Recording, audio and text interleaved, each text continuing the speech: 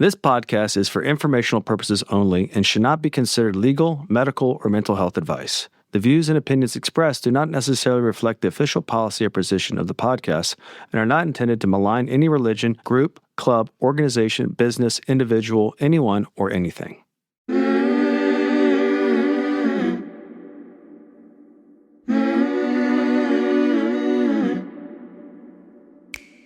I'm Sarah Edmondson. And I'm Anthony Nippy Ames, and this is A Little Bit Culty. We woke up from a cult, and that journey was captured in The Vow on HBO and in my memoir, Scarred. Now, in this podcast, we break down the shame and secrets that make these experiences so destructive with honest conversations on how seemingly benign groups can cross into the cultiverse and how to spot and recover from trouble if it happens to you. Each week, we bring in experts, survivors, and whistleblowers to explore red flags, resilience, and even share a few laughs, because sometimes you gotta laugh. Subscribe to our Patreon for early and ad-free listening, some live Q&A, and exclusive content at patreon.com/alittleBitCulty. Welcome to Season 8 of A Little Bit Culty.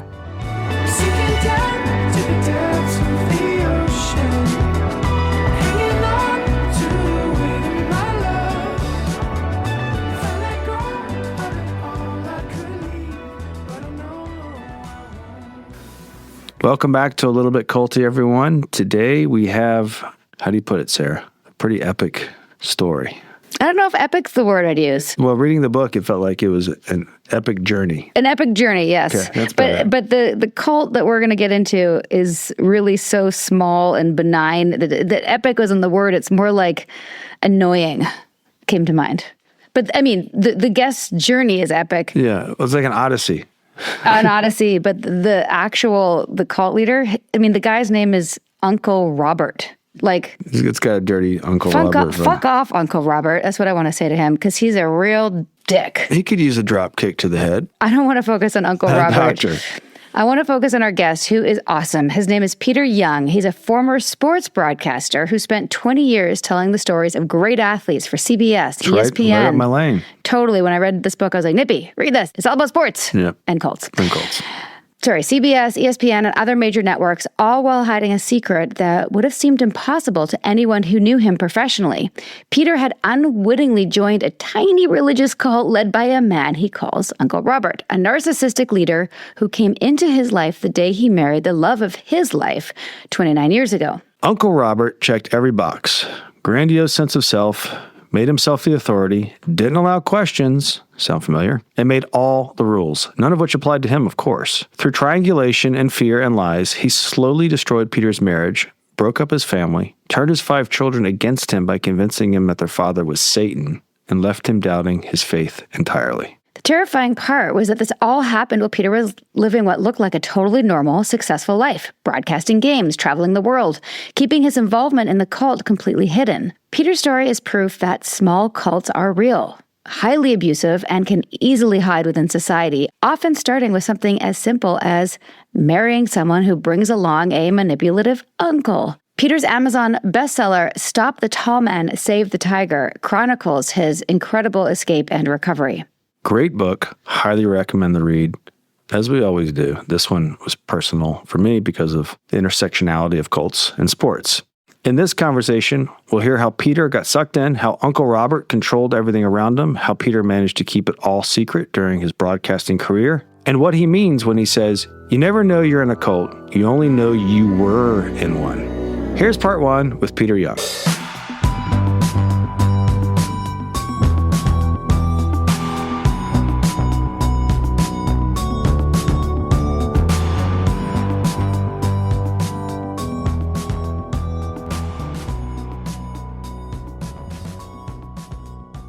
Peter, welcome to A Little Bit Culty. Thanks very much for having me. I started reading your book first, and sometimes one of us reads the book and the other one doesn't, so we ask different types of questions, but I was like, Nippy, you have to read this book. This guy's a sports guy. You're going to love this book. And then I finished it before she did. Good. Yeah, it was up and down, infuriating at parts. And I always tell people there's some spots in there about 2/3 in where it's pretty intense, but you get through it. You'll be happy you did. Well, it was your life. Yeah. It was my life. And there was a few years there where it was a mess. And intense doesn't even begin to describe how nuts it was. We relate.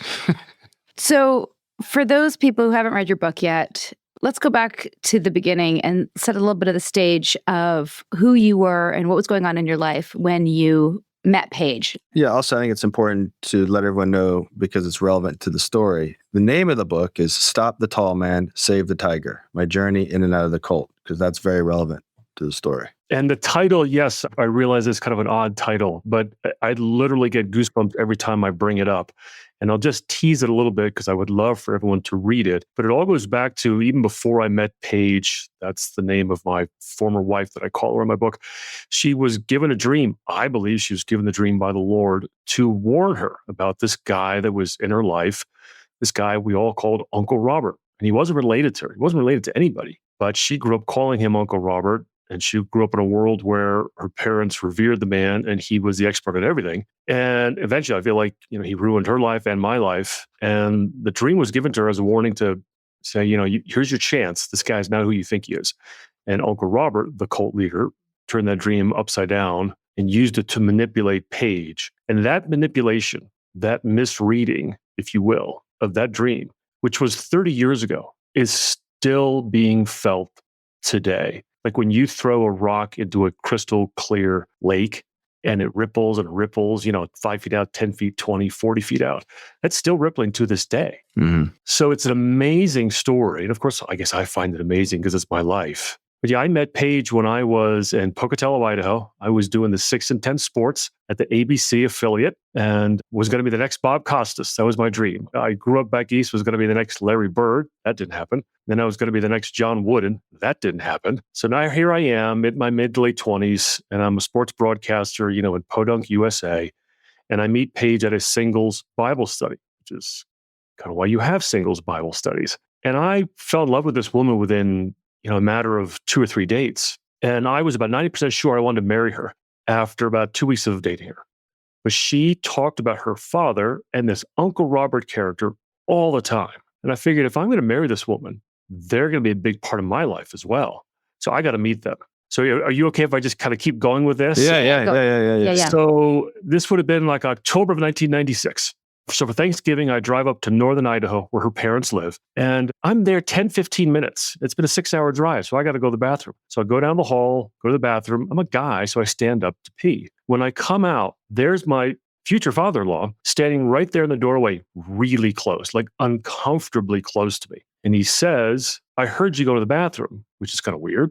In our house, the men need to sit to pee because it's cleaner, prevents splashing. And then he says to me, the line I would hear hundreds of times over the next 20 years, Uncle Robert taught me that. And if Uncle Robert taught him or me or anybody else anything, it was unassailable, unquestionable. You had to go along with it, which you guys know is one of the key characteristics of a cult leader. They hate being questioned. They want blind obedience. And if they can find an angle to control you, even if it's as silly as how a guy goes to the bathroom, they'll take advantage of that. So that was kind of my first entree into my future life of how crazy it was going to be. I had to sit to pee when I was at their house. That tracks. That's the feature right there. That's the number one feature I say to people. If you can't question something, run. And I tell people the truth doesn't mind being questioned. Correct. The truth welcomes questions.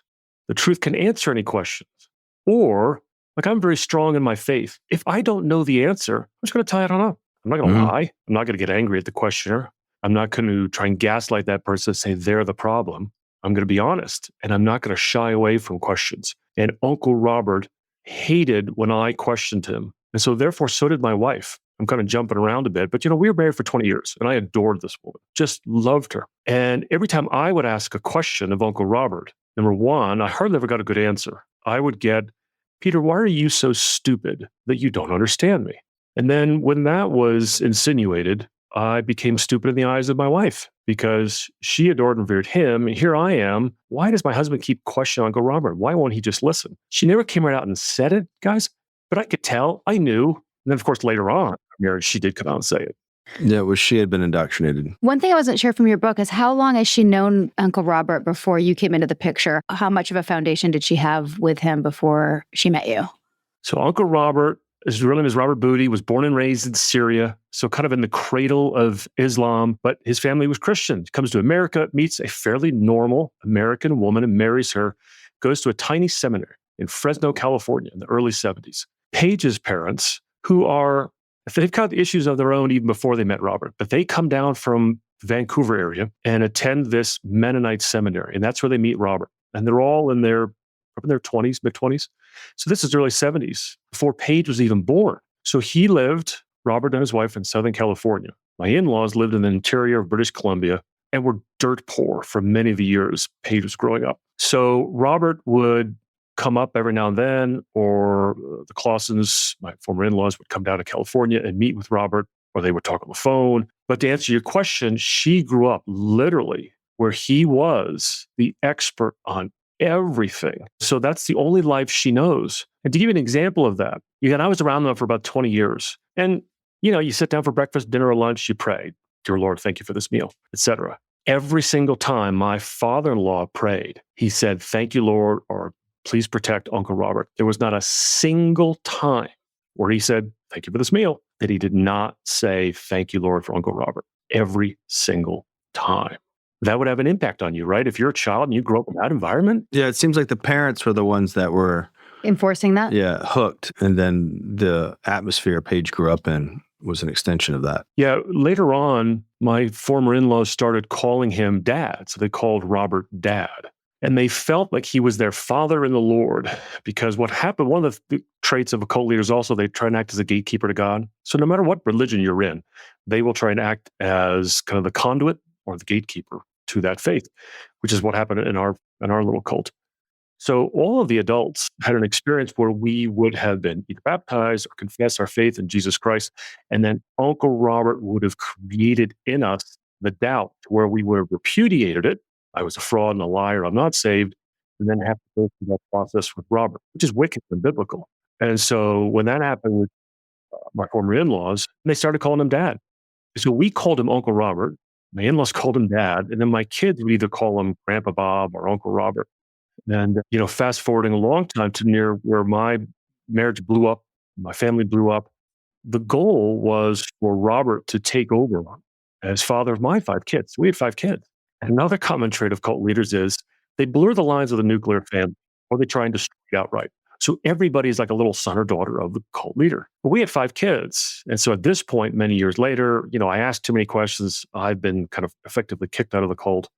The goal was then to label me as a sperm donor and a bloodline. And my kids believed it. They're very young at the time.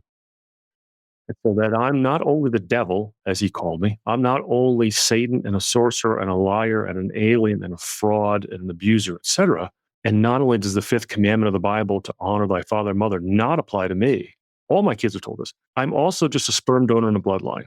And they were told that so that they would just see me as this sperm donor, and Uncle Robert would be their father. And that was the ultimate goal. I want to get to the ending, but I want to go back to the beginning just for a second to set more of a foundation, just for the people who don't know the whole story. Obviously, you're still, and you were very strong in your faith as a Christian. What was the difference between what Uncle Robert was offering in the belief system, or what was the delineation between your understanding of Christianity and then what he was offering? I just want to kind of paint that picture. What were you buying into through Paige with him, if that makes sense? Sure. Well, to be clear, early on, I wasn't buying into anything. Yeah. Right. Well, I was not trying to buy into anything. I was trying to get rid of this guy, and I couldn't. He was pretty sticky. He wouldn't go away. You guys know this. Everybody wants to feel like they belong, like they're a part of something special and unique, and we have the secret sauce. We have the secret formula. Everybody likes that. Okay, so it's very appealing. So early on, he did share some things with me about the Christian faith that I still to this day believe. Now, there's a whole wide spectrum of the Christian belief in terms of different theology, right? There's all kinds of differences, and we can still call ourselves brothers and sisters in Christ. But the biggest thing was that he taught about what's called preterism, where a lot of people still believe that Christ has not come back yet, so they're looking into the future for these things to happen. I believe it all happened back in that first generation, and it's very clear in the Bible that happened. But the important point to make is that cult leaders don't start spouting utter nonsense and lies. Otherwise, no one would follow them. They start sounding really great at first. And that was Uncle Robert. So he would read to us from the Bible, right? Like he's reading to us from the Word of God. And then he would always give everything his little unique, perverse little twist. So the analogy I give is if you mishit a golf ball, right? If you mishit a golf ball by this much, 100 yards down the fairway, it's way off to the left or way off to the right. Nowhere near where you want it to go. And he would give every verse his little Uncle Robert twist so that 5, 10, 15 years down the road, you're kind of like, how did we get here? And at the start, a lot of it was really good. Now, there are certainly people in the Christian faith and certain denominations would think I'm a heretic. I don't think so. I think my faith is pretty strong. I've read the Bible a number of times. We have disagreements, but to answer your question maybe more specifically, Sarah, he would consider himself Christian. So would we have. We would have differences within our belief system, within our theology. But what it turned into, what it started as differences in theology turned into don't throw your pearls before the swine. You've probably heard that Bible verse, right? As in the rest of the world is swine and everything out of Uncle Robert's mouth was pearls of wisdom. I mean, that's what it became. We're the only one with the true gospel on the face of the earth. And that's just ludicrous. Before we hear from our sponsors, just a quick reminder. Our book, A Little Bit Culty, Navigating Cults, Control, and Coercion, is officially out and available on Amazon. Signed pre-orders have closed, but you can still get your copy today. This book is the culmination of 5 years of conversations, interviews, and research. Everything we've learned about how people get pulled into high-control groups and how to avoid, escape, or heal from them. If you've been listening to the podcast and want a deeper go-to resource, this is it. Available now on Amazon in print and as an ebook for Kindle. And yes, the audiobook is coming soon, narrated by us. Just search A Little Bit Culty and grab your copy. Do it. Thanks, everybody.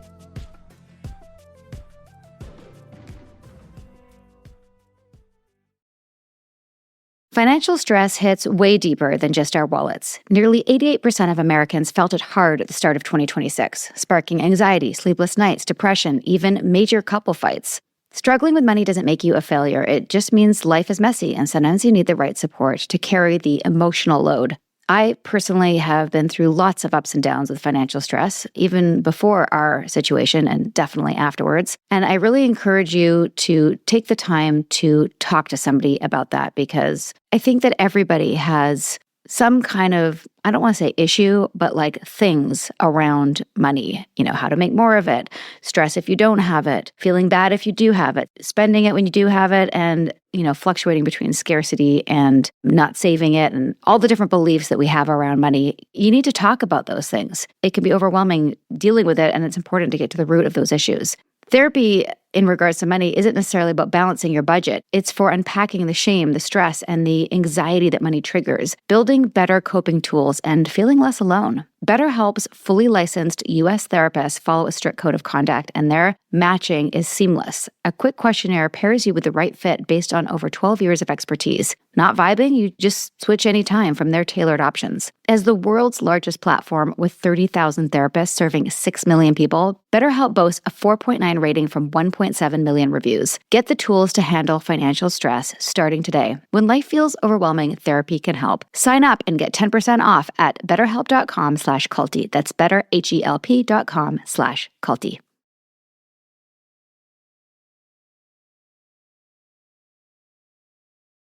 Escape's over.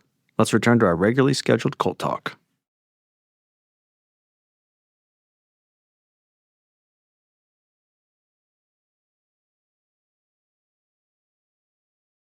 Well, that's the whole thing with religions. People can make them extreme. Every group has an extreme version of itself, and Robert seemed to invent a new version of it.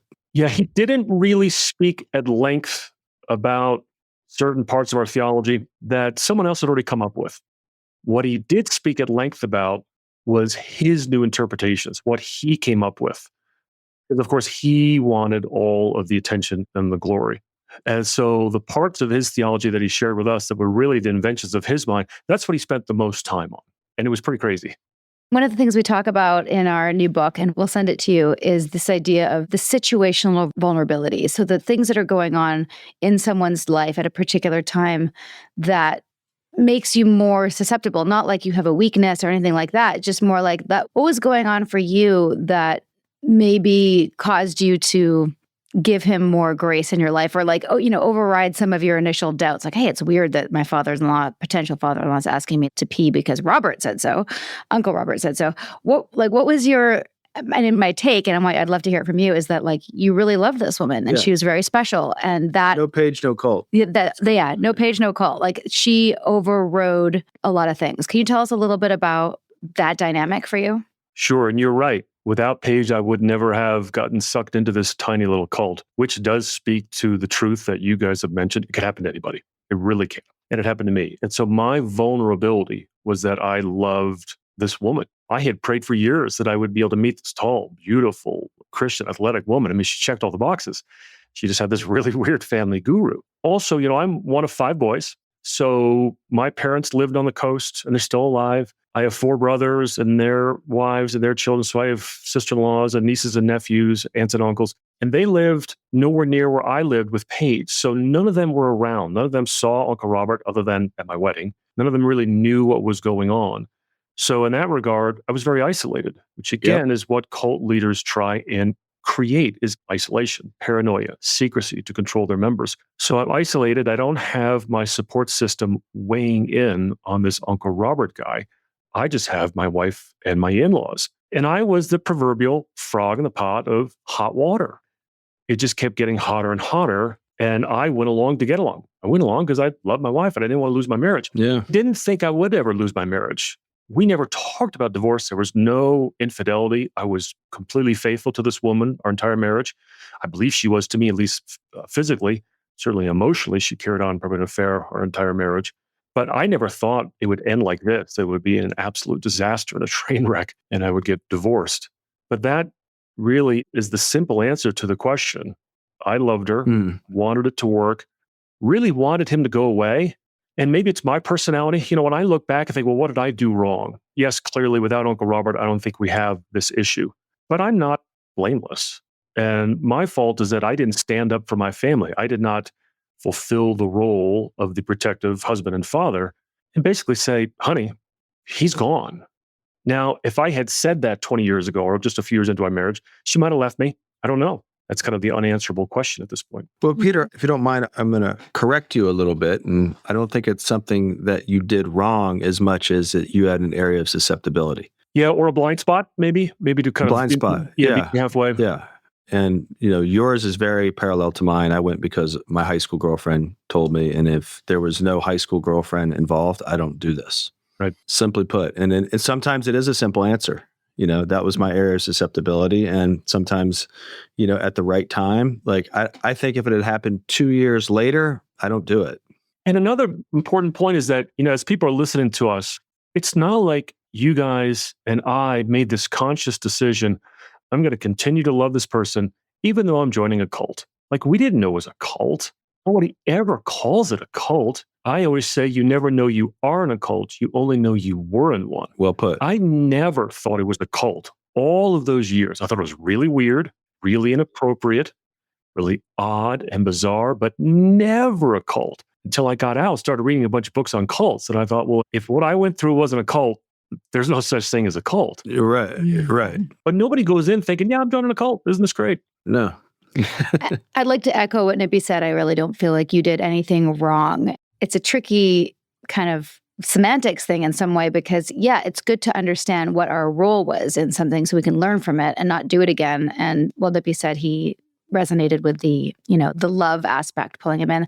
That wasn't how I got into NXIVM, but the part I really resonated with your story was what you just said, go along to get along. Yeah. And that's sort of my people pleaser aspect, which I'm guessing you probably relate to.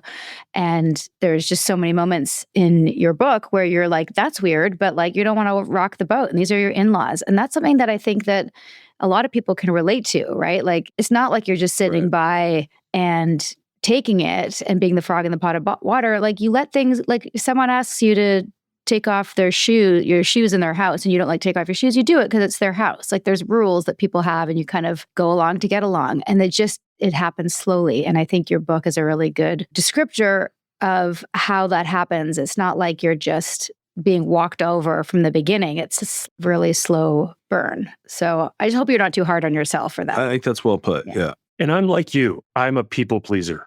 Like, you should see my mother. She's such a saint. She's 89 years old. I don't know if she's ever gotten mad at anybody in her life. I mean, she's just such a wonderful woman. And so I think I inherited that from her. I'm very much of a people pleaser. Like at work, if I have to have a confrontation, I'll do it, but I don't really like it. I'd much rather get along with people. And after all this happened, after my life imploded, I remember seeing, I think it was Tim Ferriss. Is that right? The guy that's written a couple books. He's been on the TEDx stage. He had this great speech about how if we make the hard choices in life, we have an easy life. But easy choices leads to a hard life. In other words, the easy choice would be to avoid the difficult and uncomfortable conversations. And when you do that, you're going to have a hard life. But if you engage in the difficult and hard, awkward, uncomfortable conversations, your life will be easier because you deal with the problems right away. And that, in a nutshell, was my relationship with Paige. I constantly avoided that awkward conversation and I swallowed my questions.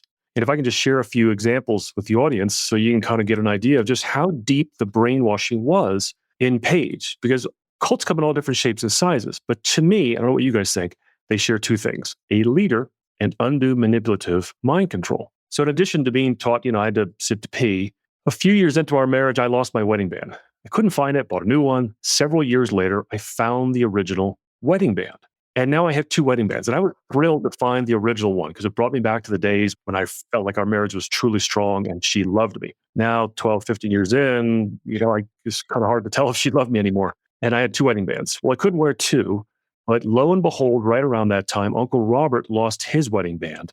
And Paige had to barely make the suggestion. And so we sent my wedding band to this man so he could wear it.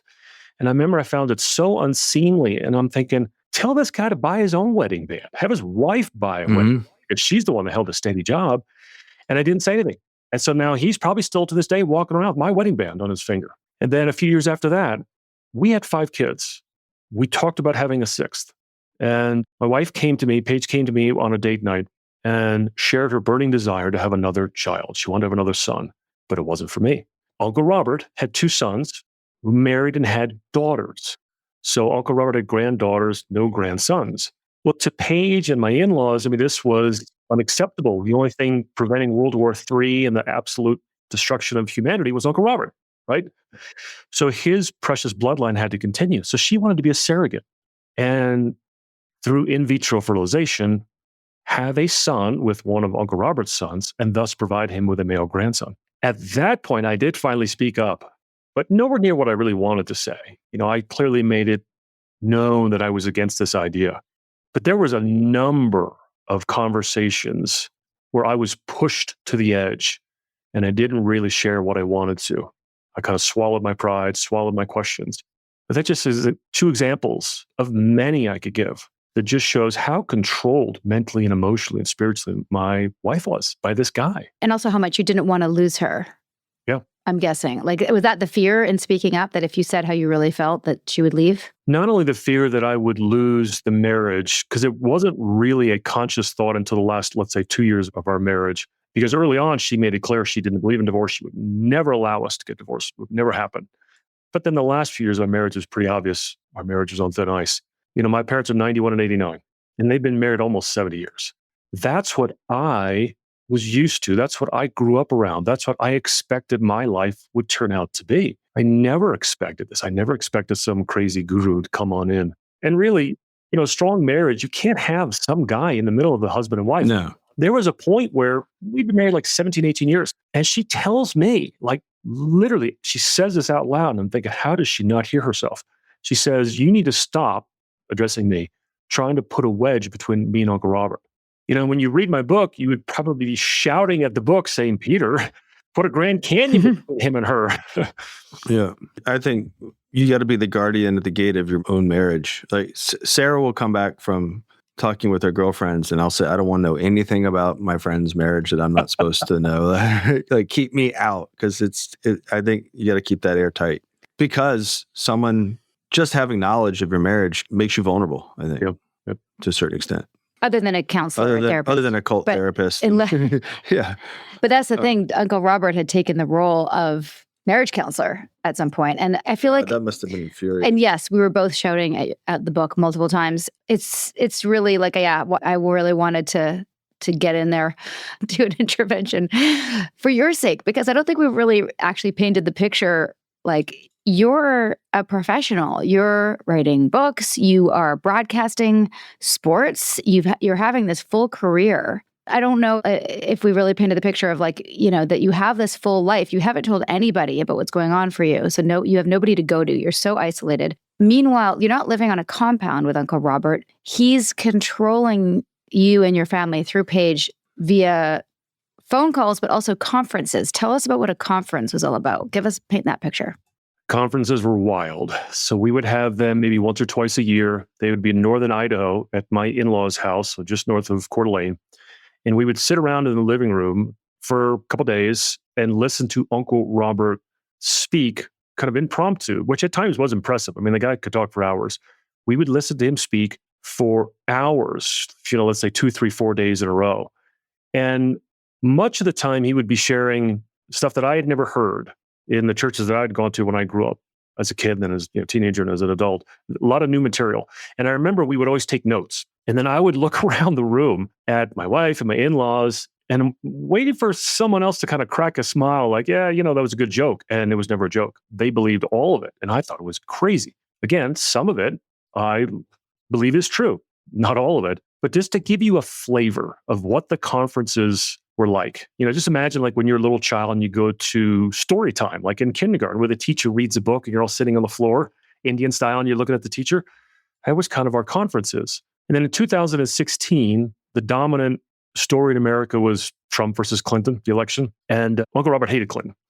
So he started going on about the laughing hyena pack in Africa and the attributes of it, and how the female that has given birth several times because the dominant actor or the dominant animal in the pack, not the male. Because when the female gives birth, it develops this fleshy appendage that basically looks like a penis, only bigger.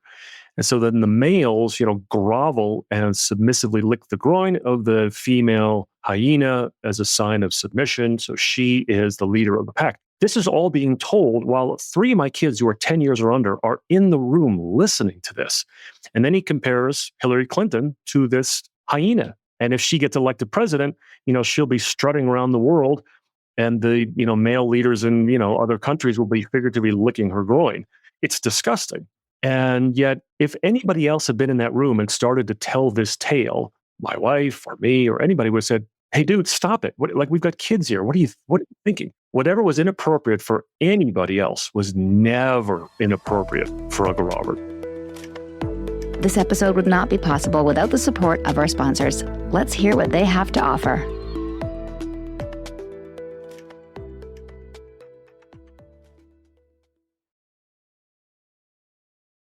Did you skip over all the ads? We hope you didn't. Thank you to our sponsors, and thank you for listening. Now, let's resume our culty convo.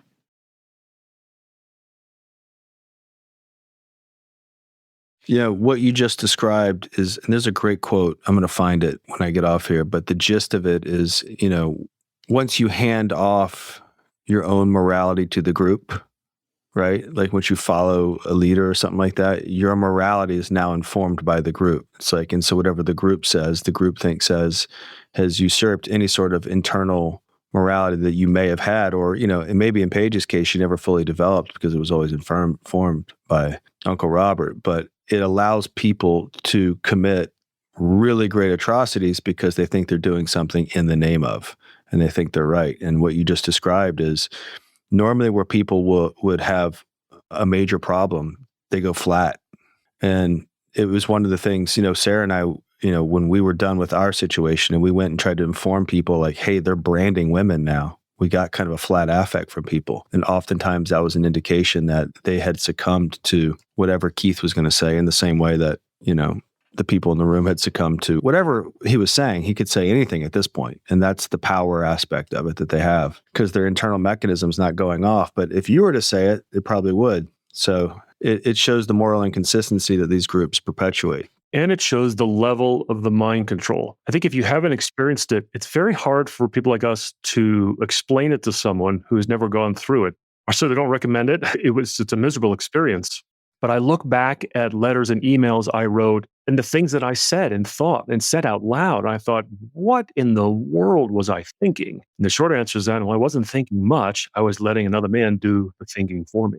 100%. And also, after years and years of when you did question, because you did at the beginning, you did ask questions and you did poke holes and you did weigh things around in your head. And then you got met with so much gaslighting and erosion of your sense of self and your ability to critically think. And all of that just got taken away to the point where it seems like when things were thrown at you later, it felt like, at least just from your writing, that you just started to disassociate and accept and go, well, if Uncle Robert said this and I don't get it, then that's on me. And I've got to figure out how to get it.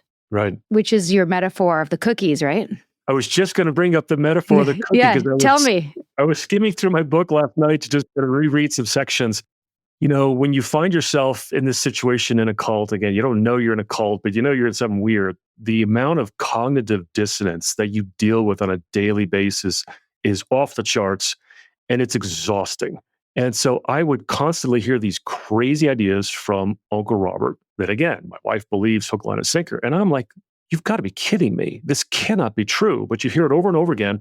So there's a way, you have to try and find a way to reconcile all of this that's going on in your mind. You've got these ideas pinballing against each other. You want it to stop. So if I were to ever ask Uncle Robert a question, I never got a straight answer, ever. I would always get parts of an answer. So in my mind, I compared it to a chocolate chip cookie. So if I asked someone for a chocolate chip cookie, they would hand me this warm, sweet, tasty chocolate chip cookie, right? Can you smell it? You can taste it right now. Uncle Robert would never hand me a chocolate chip cookie. I would hold my hand out and he would pour into my hand sugar, then butter, and then chocolate chips, and then flour. And I'd have this big, sticky, gooey mess in my hand. And the idea was that then I had to work through this mess internally, you know, these ideas that he's sharing with me, that's the analogy. And then I would create the cookie myself. And in so doing, Uncle Robert, in his brilliance, has given me the answer, but he's allowed me to grow and mature because I had to kind of work through it myself and make the cookie. That's a great sounding analogy, but it's utter nonsense because, you know, I had this sticky, gooey mess in my hand. And that was really what it sounded to me or felt like whenever we would get done with these conferences. I would leave the conferences thinking, I need to know my Bible more. I need to read more because I have to be able to combat this guy emotionally, mentally, and spiritually. I have to be able to, you know, swap swords with him because I think he's nuts. And I could tell he'd read more than me. So for me, it was like a challenge to be able to just protect myself and my family. And I would leave these conferences feeling miserable. It was awful. You're familiar with the term word salad? Yes. Did you find that a lot of his stuff was word salad? Because what you just described was kind of a good metaphor for word salad. He could create a 1 hour word salad. He was really good at word salads. Like literally, he could have a word salad that would go on for over an hour. So I can give you a good assessment of what word salad does. Word salad, and this is what I think you're describing right now, is someone will say something that sounds like it's intelligent. So it gets you to kind of question yourself that maybe you don't understand it. It makes a lot of things that are self-evident and obvious sound profound, right? So it's a lot of dressed up language. And so what you do as someone who's intelligent is you go in and make your own sense of it, i.e. you make the cookie, and you come out and you tribute what you've come up with to his word salad, which you've now made brilliant. Right. So that's, if you don't know what you're looking at, that's what you do. You assume it's you not understanding the brilliance. And so then you go construct your own brilliance out of it and he takes credit for it. Yeah. It took a while for me to put together, but that's like, you know, when Sarah and I were piecing together like what we experienced, that was kind of the gist of it. And now when I hear it and see it, it's like, oh, there they go. Well, it's interesting you say that because, you know, now when you hear it, I've talked with other people that have come out of this, they've come out of a cult, they've recovered from the brainwashing. And whenever I share this analogy or story, everybody nods.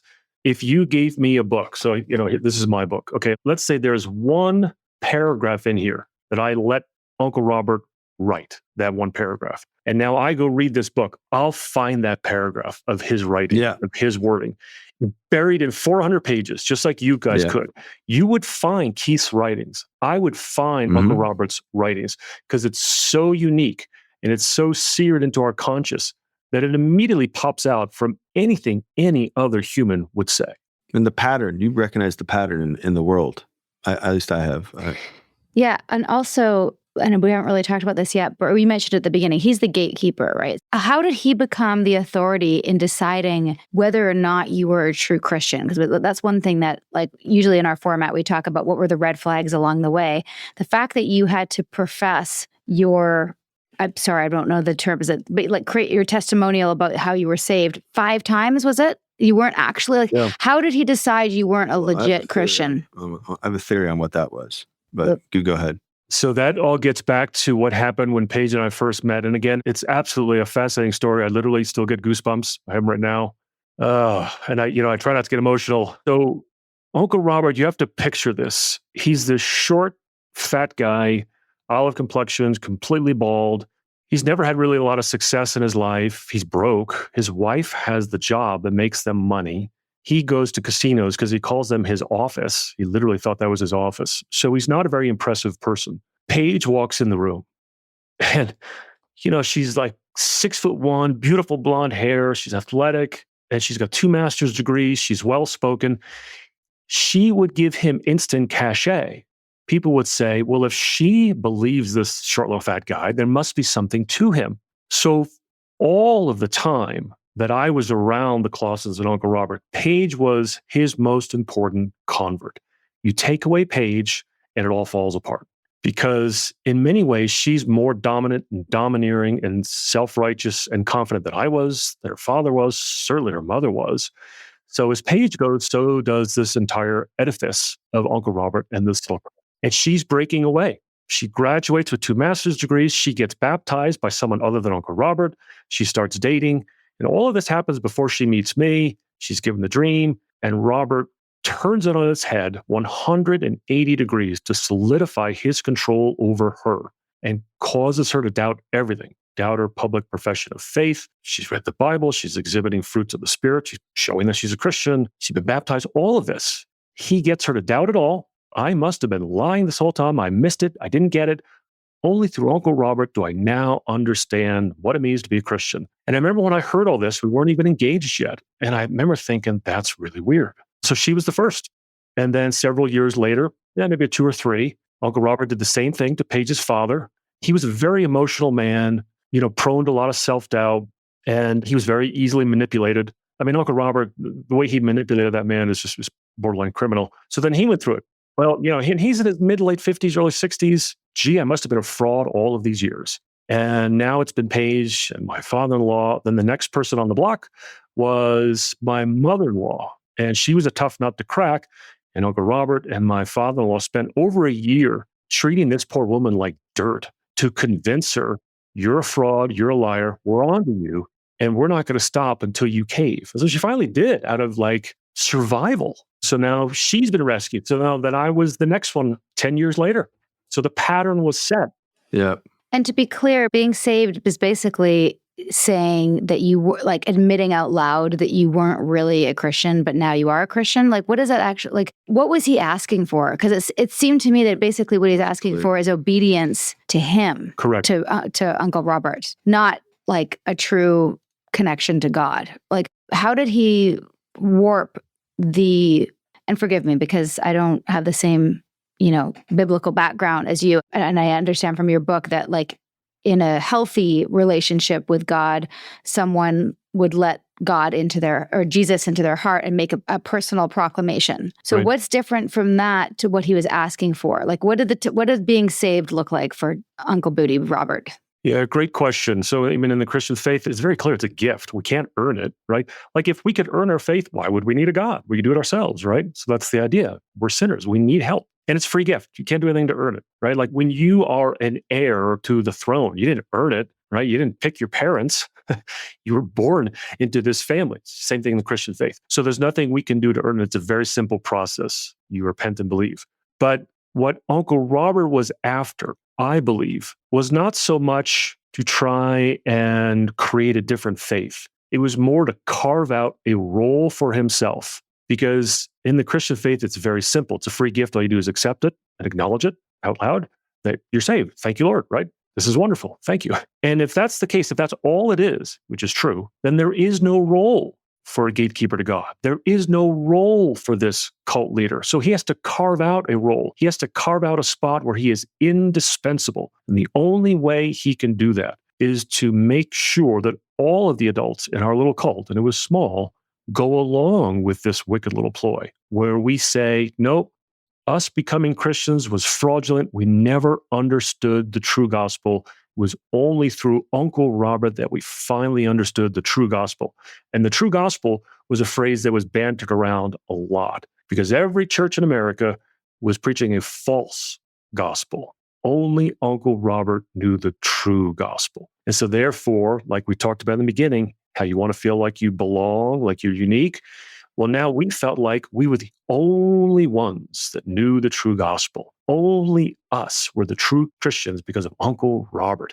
Everyone else was a fraud and a fake, and they didn't know it, but they were. We knew it because we were special. We had Uncle Robert. We know that one. Mm-hmm. Peter, let's hang tight right there. I'm sure everyone wants to know how you escaped. Let's just call him Booty again. I like how you ended your book where you're like, we're going to call him Booty, not Uncle Robert, because it gives him some authority. I want to know how you got out and how you healed. So we'll come back for part 2 with Peter Young. Sinking down to the depths of the ocean, hanging on to the weight of my love. If I let go of it all, I could leave, but I know I won't. We hope you're enjoying A Little Bit Culty. If so, please do show us some love. Drop a rating or leave a review. Hit subscribe on Apple, Spotify, or wherever you listen. And subscribe to our Patreon at patreon.com/alittlebitculty. Even better, send this episode to someone who needs it. Maybe they're in a cult. Maybe they're just a little bit susceptible.